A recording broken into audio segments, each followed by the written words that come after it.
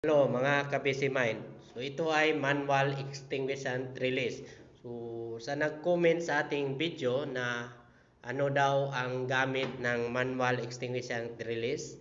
So ito ay isang switch na kung saan kapag may actual na sunog na nangyari, so hindi pa trigger yung ating solenoid valve. So lapitan natin ito, buksan natin yung red na yan, i-push natin para automatic mag counting dito 30 seconds pababa. Pagkatapos niyan ay mag-trigger ng ating solenoid valve.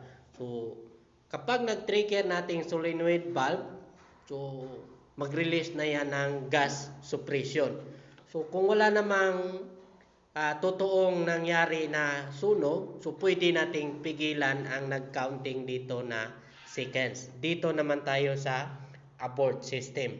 So i-hold natin nito para mag-stop ang counting dito sa seconds niya, para hindi na tutuloy ang pag-trigger ng ating solenoid valve. So ganyan gumagana ang FM200 gamit ang mga control na ito.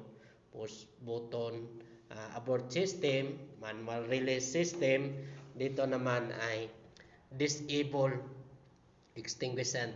Yan. So lahat yan ay isang control ng FM200 panel. Okay? Kung may idea din kayo sa mga fire alarm system, lalo na sa mga FM200, paki-share naman sa comment section. Okay? Bye-bye mga ka-busy mind.